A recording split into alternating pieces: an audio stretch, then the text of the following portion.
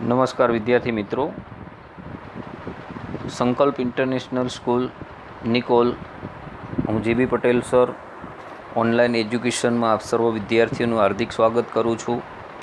12th commerce subject account Gujarati મીડિયમમાં આપણે revision લેક્ચરની અંદર આજે ગુણોત્તરવાળા ચેપ્ટરમાંથી કાચા નફાનો ગુણોત્તર કઈ રીતે શોધવો અને ચોખ્ખા નફાનો ગુણોત્તર કઈ રીતે શોધવો એની માહિતી જાણવાની છે. તો આજના દાખલાની અંદર આપણે બે ગુણોત્તરો વિશે ચર્ચા કરવાની છે. તો અહીંયા તમે જોઈ શકો છો, તમને દાખલા નંબર 4 આપેલો છે. નીચે આપેલ વિગતોના આધારે કાચો નફો અને ચોખ્ખા નફાના ગુણોત્તર શોધો. તો માહિતી રૂપે તમને જે વિગત આપેલી છે એમાં તમને કહ્યું છે બિન કામગીરી અન્ય ખર્ચા 35,000, ઘસારો 48,000, વહીવટી ખર્ચા 75,000, પછી વેચાણ 6 લાખ આપ્યું છે, કરવેરાનો દર 30% છે, વ્યાજ ડિવિડન્ડની ઉપજ 45,000 છે, વેચાણ ખર્ચા 52,000, વેચેલ માલની પડતર 3,25,000 અને નાણાકીય ખર્ચા આપેલા છે 85,000. આટલી વિગતોના આધારે કાચા નફાનો ગુણોત્તર શોધવાનો છે. તો કાચો નફો શોધવા માટે સૌપ્રથમ એનું સૂત્ર અને કાચો નફો કઈ રીતે શોધવો એ તમને આવડવું જોઈએ. તો અહીંયા તમે જોઈ શકો છો કે કાચો નફો બરાબર એનું સૂત્ર વેચાણ માઇનસ વેચેલ માલની પડતર એવું થાય. તો તમને રકમમાં વેચાણ 6 લાખ આપેલું છે અને વેચેલ માલની પડતર 3,25,000 દાખલામાં તમને આપી જ દીધું હતું. તો આ સૂત્ર જે તમને આપેલું છે, તો આ સૂત્ર ઉપરથી તમે જોઈ શકો છો કે આવું સૂત્ર તમે નફો બરાબર આ કાચો શબ્દ કાઢી નાખો. ઘડીક તમે સૂત્ર એવું લેતા, નફો બરાબર વેકી એટલે વેચાણ માઇનસ પકી, આ વેચેલ માલની પડતર ઘડીક કાઢી નાખો. વેકી માઇનસ પકી એટલે પડતર. તમે આવું નાના ધોરણમાં સૂત્ર શીખી ગયા હતા, નફો બરાબર વેકી માઇનસ પકી. અહીંયા એના બદલે હવે સૂત્ર એવું થયું કે કાચો નફો બરાબર વેચાણ માઇનસ વેચેલ માલની પડતર. સૂત્ર શું થયું? વેચાણ માઇનસ વેચેલ માલની પડતર. વસ્તુ એના એ જ છે. વેચાણ એટલે વેકી, વેચેલ માલની પડતર એટલે પડતર કિંમત, જેને તમે ટૂંકમાં પકી કહેતા.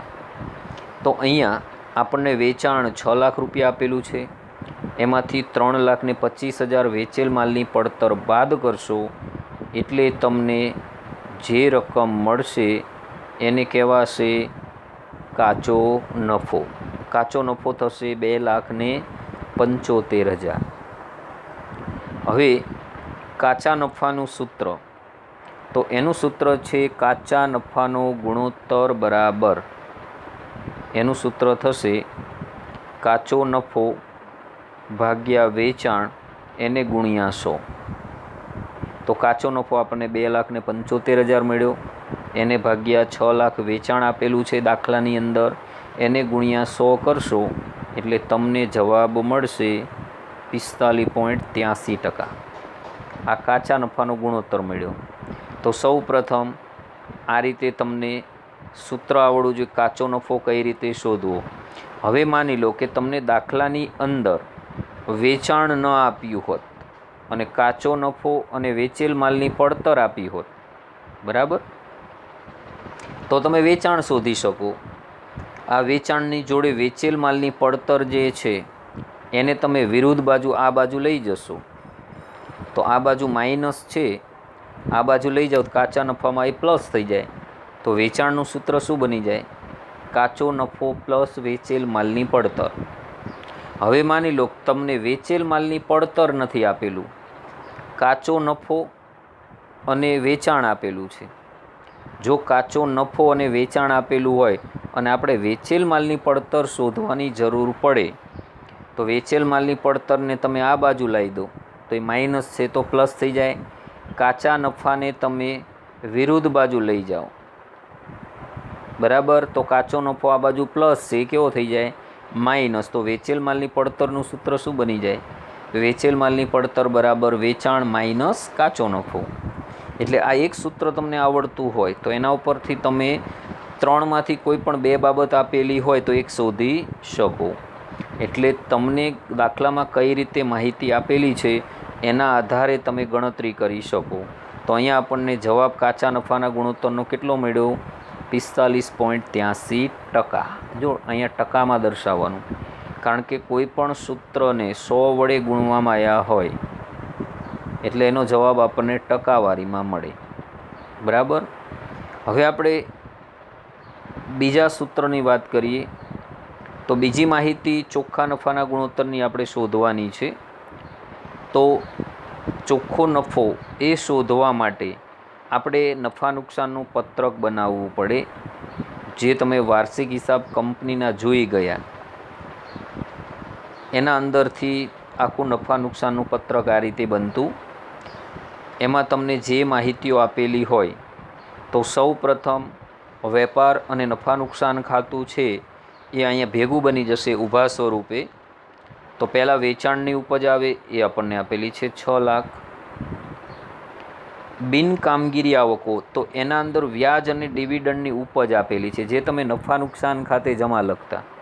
આ બંનેનો ટોટલ કરો એટલે 6,45,000 મળશે. એને કુલ ઉપજો કહેવાય.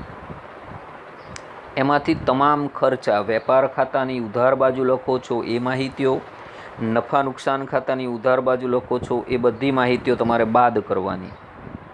તો પહેલું જ આવશે વેચેલ માલની પડતર 325, કામગીરી ખર્ચા 175, નાણાકીય ખર્ચા 85,000, બિનકામગીરી ખર્ચા 35,000. એટલે ખર્ચાઓ જે છે એ થશે 6,20,000. હવે તમે 6,45,000 જે કુલ ઉપજ મળી છે એમાંથી કુલ ખર્ચાઓ બાદ કરશો. તો કુલ ખર્ચાઓ બાદ કરતાં તમને જે રકમ પ્રાપ્ય થશે એ 25,000 મળશે. એ કરવેરા પહેલાંનો નફો કહેવાય. હવે કરવેરાનો દર તમને 30% દાખલામાં આપેલો છે. 25,000ના 30% કરશો એટલે 7,500 રૂપિયા થશે.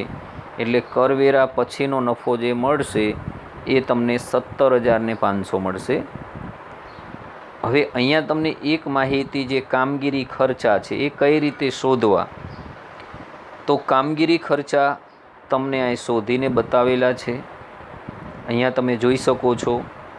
કામગીરી ખર્ચ એટલે એવા ખર્ચા કે જે ધંધો ચલાવવા માટે કાયમી ધોરણે કરવા પડે. તો એમાં વહીવટી ખર્ચ છે, વેચાણ ખર્ચા અને ઘસારાનો સરવાળો કરશો એટલે તમને કામગીરી ખર્ચા મળશે.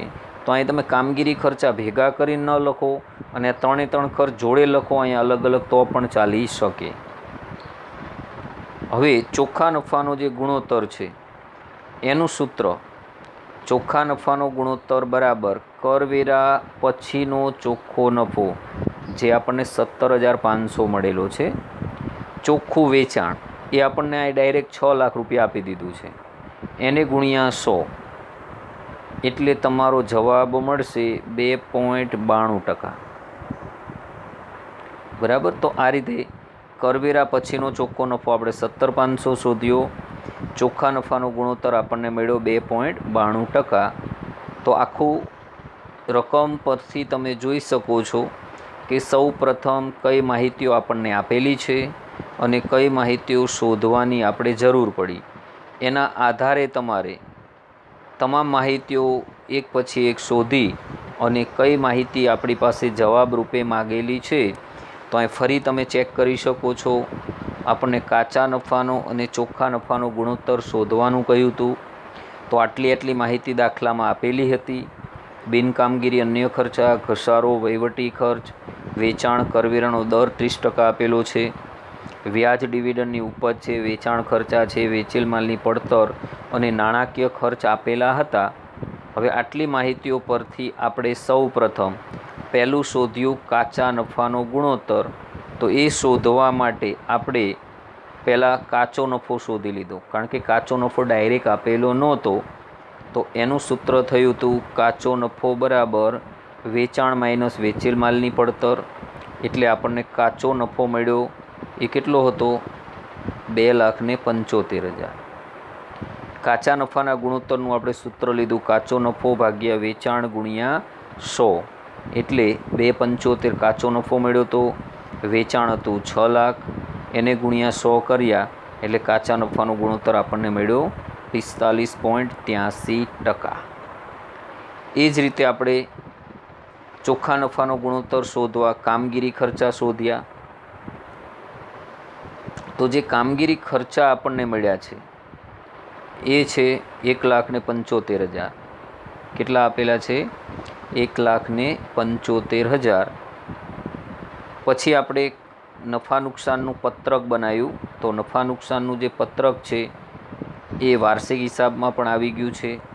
એમાં પહેલાં ઉપજ આવે, ઉપજમાં 2 ઉપજનો સમાવેશ કરવાનો. એક વેચાણની ઉપજ, એને કામગીરીની ઉપજ પણ કહી શકાય, અને અન્ય ઉપજમાં તમે નફા નુકસાન ખાતે જે આવકો જમા કરતા એનો સરવાળો થાય. એમાંથી તમામ ખર્ચાઓ બાદ કર્યા. તમામ ખર્ચમાં વેચેલ માલની પડતર, પછી કામગીરી ખર્ચા લીધા, નાણાકીય ખર્ચ, બિનકામગીરી ખર્ચા, એ બધા ટોટલ ખર્ચ લઈ લેવાના. એ 6,20,000 મળ્યા છે. કામગીરી ઉપજમાંથી કામગીરી ખર્ચ બાદ કરતાં આપણને જે તફાવતની રકમ મળી એને તમે કહી શકો કરવેરા પહેલાંનો નફો. તો કરવેરા પહેલાંનો નફો આપણને 25,000 મળ્યો. 30% કરવેરાનો દર આપેલો છે. 25,000ના 30% કરશો એટલે 7,500 રૂપિયા થાય. કરવેરા પછીનો નફો આપણને મળ્યો 17,500. હવે તમે ચોખ્ખા નફાના ગુણોત્તરનું સૂત્ર મૂકશો તો એનું સૂત્ર થતું કરવેરા પછીનો ચોખ્ખો નફો ભાગ્યા ચોખ્ખું વેચાણ ગુણ્યા 100. હવે એ રકમ તમે સૂત્રમાં કિંમત રૂપે મૂકશો તો આપણને કરવેરા પછીનો ચોખ્ખો નફો 17,500 મળ્યો છે. વેચાણ 6 લાખ ગુણ્યા 100 કરશો એટલે 2.92% આપણા સૂત્ર મુજબ જવાબ મળશે. કાચા નફાનો ગુણોત્તર 2.92%. બરાબર. તો આ રીતે આજે આપણે 2 ગુણોત્તરો જોયા, કાચા નફાનો ગુણોત્તર અને ચોખ્ખા નફાનો ગુણોત્તર. તો એ કઈ રીતે શોધવા? તો ફરી દાખલાની અંદર તમામ માહિતી કઈ રીતે શોધેલી છે એને તમે ધ્યાનથી જોશો તો તમને આસાનીથી ખબર પડશે કે કઈ કઈ વિગતો શેના આધારે મેળવી છે, એના પરથી સૂત્રમાં કિંમત મૂકી અને આપણે કઈ રીતે દાખલાનું સોલ્યુશન કરેલું છે. તો સૌ પ્રથમ માહિતી આપેલી છે, એમાં કઈ માહિતીઓ આપેલી છે, શું શોધવાની જરૂર પડશે એ તમને આ રીતે દાખલા રૂપે રકમ આપેલી હશે એના ઉપરથી તમે નક્કી કરી શકશો. તો આગળના પિરિયડમાં આપણે ચાલુ ગુણોત્તર અને પ્રવાહી ગુણોત્તર અને દેવાદાર લેણદારના ઉથલાની માહિતી જોઈતી. આના પરથી આપણે કાચા નફાનો અને ચોખ્ખા નફાનો ગુણોત્તર જોયો. હવે નેક્સ્ટ લેક્ચરની અંદર હવે એકાદ પિરિયડ આપણે એવો લઈ લઈશું કે જેના અંદર બાકી રહેલા ગુણોત્તરનો પણ સમાવેશ થઈ જાય. આટલી માહિતી પરથી આખું ચેપ્ટર આપણું રિવિઝન થઈ જશે. તમે કમસે કમ 1 કલાક વ્યવસ્થિત મહેનત કરવા બેસો તો આખું ચેપ્ટર તમને આવડી જાય એમ છે.